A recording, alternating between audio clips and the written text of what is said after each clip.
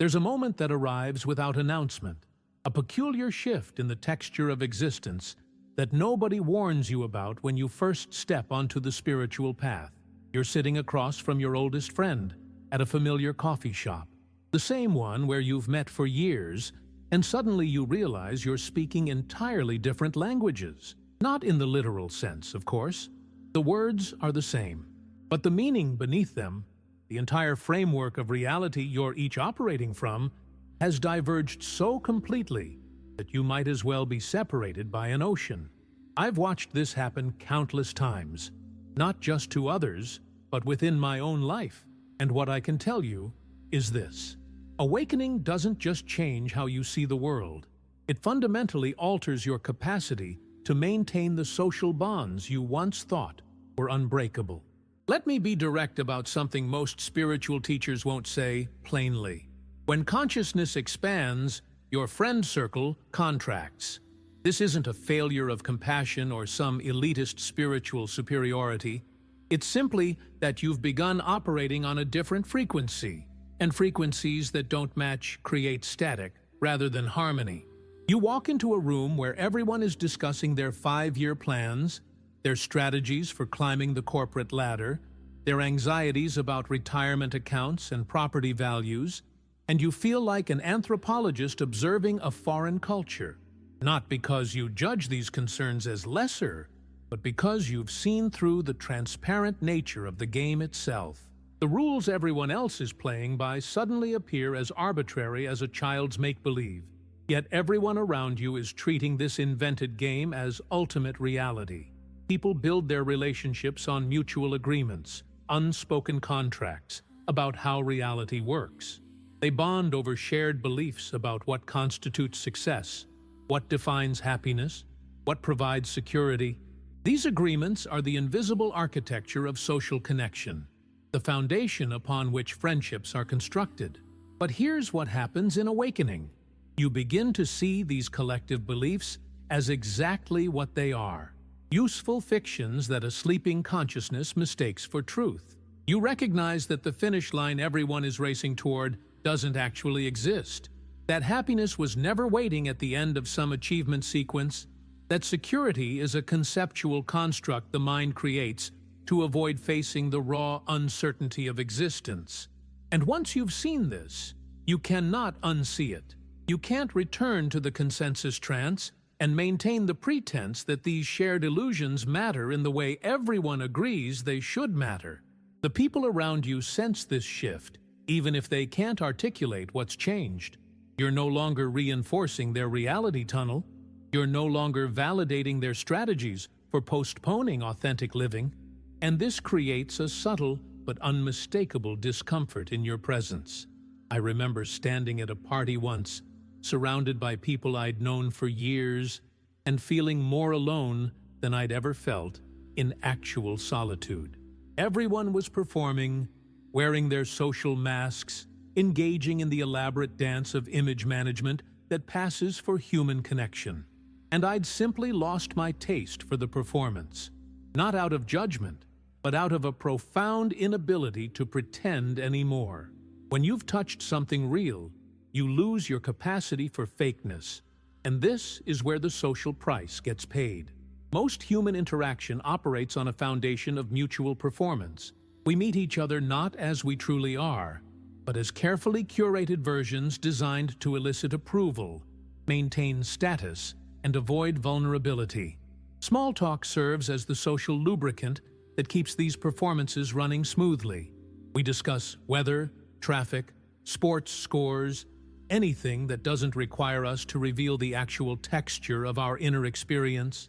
But spiritual awakening dismantles your willingness to participate in this theater. You find yourself unable to engage in conversations that circle around genuine connection without ever landing. You lose interest in discussing other people's lives as a way of avoiding examining your own. And people feel this. They sense that you're no longer playing the game by the agreed-upon rules, and it unsettles them because your authenticity reflects back their own lack of it. Here's a truth that cuts deep. The achievement treadmill that drives most of human behavior becomes completely transparent once you wake up. You see through the fundamental delusion that happiness is a destination to be reached through the accumulation of accomplishments, possessions, or experiences. People spend their entire lives in a perpetual state of becoming, convinced that the next goal, the next milestone, the next external validation will finally deliver the contentment they're seeking. But awakening reveals that happiness isn't waiting somewhere in the future. It's not a reward for completing enough items on your life checklist. It's available right here, right now, in the present moment itself, independent of circumstances. This realization creates an unbridgeable gap between you and those still chasing the phantom of future fulfillment. They need you to chase with them, to validate their pursuit, to confirm that the carrot dangling in front of them is real. But you can't. You've stopped running, and your stillness is a mirror they don't want to look into. What happens in genuine awakening is nothing less than a psychological death, the dissolution of the ego structure you once believed was your identity. You begin to recognize your personality as a useful fiction, a temporary costume consciousness is wearing for this particular dance through space and time.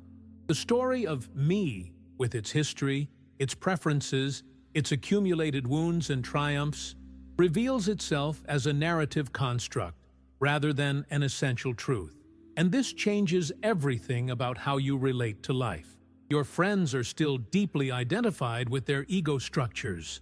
Their sense of self is entirely wrapped up in their personal drama, their story about who they are and what has happened to them. They take their psychological patterns as seriously as matters of life and death. But you can't anymore.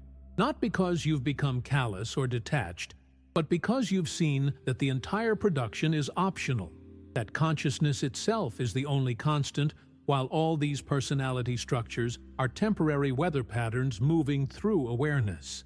This creates an impossible dynamic in friendships. When someone comes to you with their latest drama, their crisis about a situation that threatens their self-image or contradicts their story about who they should be, they want you to take it as seriously as they do. They want you to reinforce their identification with the problem, to validate their suffering, to join them in the conviction that this particular ego wound matters tremendously. But you can't offer what they're asking for. You see the person behind the drama, the consciousness that exists independent of the story. You recognize that their suffering is real, but also optional, created not by circumstances, but by their identification with a thought pattern. And while you can offer compassion and presence, you can't pretend that the ego's theater is as catastrophically important as it feels to them. This makes you a bad friend by conventional standards, even though you're actually offering something far more valuable than the collusion they're seeking. There's a profound difference between loneliness and aloneness that awakening illuminates. Loneliness is a feeling of separation, a sense that you're isolated from connection and need others to feel complete. It's a painful state rooted in the belief that you're a separate self trapped inside skin boundaries, cut off from the rest of existence. But aloneness is something entirely different. It's the recognition that you are the entire universe experiencing itself through a temporary, localized perspective. You are not separate from existence. You are existence knowing itself through this particular aperture of awareness. When this understanding penetrates beyond intellectual concept into lived reality, the desperate quality of loneliness dissolves. You still enjoy connection, still appreciate relationships, but you no longer need them to feel whole. You're already complete. This shift eliminates the needy, grasping quality that underlies most human relationships. And ironically, this makes you less compatible with people whose friendships are built on mutual neediness. People bond over shared incompleteness. They form relationships that function as mutual coping strategies, agreements to help each other avoid facing their own wholeness. I'll validate your story if you validate mine. I'll distract you from your emptiness if you distract me from mine. I'll help you maintain your illusions if you help me maintain mine. These aren't conscious agreements, but they're the foundation of most social connection. When you wake up and recognize your fundamental completeness, you stop participating in these implicit contracts. You're no longer available to help others avoid themselves. And this creates a vacuum where connection used to be. Awakening brings a profound relaxation, a surrendering of the exhausting attempt to control life. You stop trying to force reality, to conform to your preferences, and instead learn to dance with what is. This doesn't mean becoming passive or fatalistic. It means recognizing that your sense of control was always an illusion, that life unfolds according to its own intelligence, and that your resistance to this flow creates suffering while your alignment with it creates peace. But most people need friends who will help them maintain the illusion of control. They want companions in their war against reality, allies in their attempt to bend existence to their will. They gather to strategize, to plan, to figure out how to make life give them what they want. And you, having surrendered that entire approach, can't participate authentically. You've stopped fighting the river and learned to swim with its current, while they're still exhausting themselves trying to make the water flow uphill.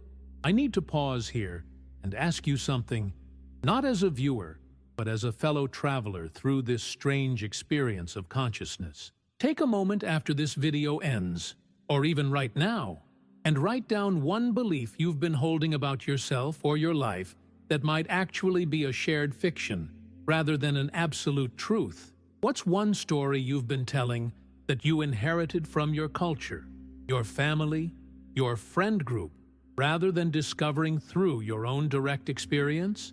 Share it in the comments if you feel moved to, not for my benefit, but for your own clarity. There's something powerful about naming these inherited beliefs out loud. And if this exploration is resonating with something in you, if you're recognizing your own experience in these words, consider subscribing so we can continue mapping this territory together. This isn't a typical channel about spiritual bypassing or feel-good platitudes. This is about the messy, difficult, profoundly transforming truth of what it means to wake up. The ability to see through victim narratives is one of the most socially isolating aspects of awakening. You recognize that while pain is inevitable, suffering is optional, created by the stories we tell about our pain. You see that identifying with past wounds, turning them into core components of identity, is a choice that perpetuates suffering long after the original injury has healed. This doesn't mean pain doesn't matter, or that trauma isn't real. It means that the ongoing identification with victim status, the continuous replaying of grievance stories, the maintenance of psychological wounds as badges of identity, all of this is optional. It's a pattern consciousness can choose to continue or choose to release. But people don't want to hear this. They want you to support their victim narratives in the way they expect, to agree that life has wronged them, to validate their suffering as justified and endless. When you can't offer this support, when you instead point to the possibility of freedom from the story, you become threatening. You represent a challenge to their entire framework for making sense of their lives. Awakening changes your relationship with mortality in a way that most people find deeply unsettling. You make peace with death, not in a morbid or nihilistic sense, but by accepting it as an intimate companion, an ever-present reminder that this existence is temporary and therefore infinitely precious. When you recognize that every moment might be your last, you stop postponing authentic living. You stop saving your real life for some future time when conditions are finally perfect. You show up fully now, because now is all there ever is. But this acceptance terrifies people who are still in denial about their mortality. They need to pretend they have unlimited time, to postpone the difficult conversations and authentic expressions until some mythical later that may never arrive. Your comfort with death reminds them of what they're avoiding, and they prefer friends who will participate in the collective denial rather than embodying acceptance. What emerges through awakening is a different quality of love altogether. The conditional, transactional love that characterizes most relationships begins to feel claustrophobic and insufficient. You discover a love that doesn't require the other person to be a certain way, doesn't need them to fulfill your expectations or meet your needs. You begin to see the divine in everyone, the consciousness shining through even the most contracted and defended personalities.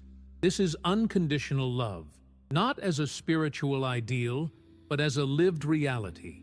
And it's too much for most people. They're not ready to be loved without conditions, to be seen beyond their personality structure, to be accepted in their totality without needing to perform or prove themselves. Conditional love feels safer because it's familiar, because it maintains the comfortable distance of ego-to-ego interaction. Unconditional love is too intimate, too revealing, too demanding of presence. It asks people to show up as they actually are, rather than as they've learned to pretend to be. And this is more vulnerability than most relationships can hold. So here you are, awake in a sleeping world, standing in a peculiar kind of aloneness that isn't quite loneliness, but isn't quite connection either. Your old friendships have fallen away, unable to accommodate the shift in your consciousness. New friendships are difficult to form because you can't engage in the mutual pretense that bonded you to people before. You find yourself drawn to a small handful of others who have undergone similar transformations. But even these connections carry a different quality than the friendships of your previous life. There's less need, less drama, less of the constant maintenance that characterized your old relationships. There's more space, more silence, more capacity to simply be together without the compulsive need to fill every moment with words or activities. This is the price of awakening that the spiritual marketplace rarely discusses honestly. The Instagram posts about enlightenment show meditation cushions and sunset silhouettes, but they don't show you sitting alone on a Friday night because you can't stomach another conversation that circles around meaning without ever touching it. They don't show you declining invitations because the energy required to participate in social performance exceeds what you receive in return. They don't show you the slow, sometimes painful dissolution of relationships that once felt essential to your survival. But here's what needs to be said, what I wish someone had told me when I first experienced this profound social isolation. The loneliness is temporary, but the freedom is permanent. The discomfort of losing your old social world is the birth pang of a new way of relating. You're not becoming antisocial or losing your capacity for connection. You're developing the ability to connect at a depth that makes your previous relationships look like shallow rehearsals. You're learning to be alone without being lonely, to enjoy your own company without needing constant external validation, to find your center in stillness rather than in the reflection of others' approval. The friendships you form from this place of awakened consciousness will be different. They'll be fewer in number, but richer in substance. They'll be based on mutual recognition rather than mutual neediness, on shared presence rather than shared avoidance. They'll allow for silence, for disagreement, for the full expression of your authentic self without requiring you to diminish your light, to make others comfortable with their darkness. These relationships emerge not from loneliness seeking fulfillment, but from wholeness desiring to share itself. And something else happens that nobody tells you about. You become a different kind of friend to the world itself. Your relationships expand beyond the human sphere. You find companionship in the quality of morning light, in the texture of silence, in the rhythm of your own breath. You discover that aloneness isn't isolation, but intimacy with existence itself. The entire universe becomes your community, and you recognize your participation in the vast ecology of consciousness that includes but isn't limited to human relationships. This is the paradox. You lose your friends to find yourself, and in finding yourself, you discover a connection so vast that it makes your previous understanding of friendship look like a cramped prison cell you'd mistaken for a home. The social world you leave behind was built on the foundation of shared sleep. The world you're entering is constructed from the bedrock of shared wakefulness, and while it's lonelier in one sense, it's infinitely more populated in another. You're surrounded by life recognizing itself through temporary forms, consciousness greeting consciousness, existence celebrating its own multiplicity. So if you're experiencing this loneliness, if you're feeling the social cost of your awakening, know that you're not alone in your aloneness. There's a global community of people who have walked this path, who understand the peculiar isolation of waking up in a sleeping world. We're scattered geographically, but united in consciousness. We're learning to build new forms of connection that honor both our awakened state and our human need for community. And while the old friendships may have fallen away, what's emerging in their place has the potential to transform not just your personal relationships, but the entire way human beings connect with each other. I want to close by asking you to share something with this community we're building together. What has awakening cost you? What relationships have shifted or dissolved as your consciousness expanded? And more importantly, what new forms of connection are emerging for you? Write it in the comments, not because I need to know, but because your story might be exactly what someone else needs to hear today. They might be sitting in their own loneliness right now, wondering if they're the only person experiencing this profound isolation, and your words might be the recognition that helps them understand they're not alone. If you're not subscribed yet, I invite you to join us for this ongoing exploration of what it means to live as awakened consciousness in human form. This isn't about collecting followers. This is about gathering a community of people committed to staying awake together, supporting each other through the challenges, and celebrating the profound freedom that awakening brings. Thank you for your presence, for your attention, for your willingness to engage with these uncomfortable truths. I'll see you in the next exploration.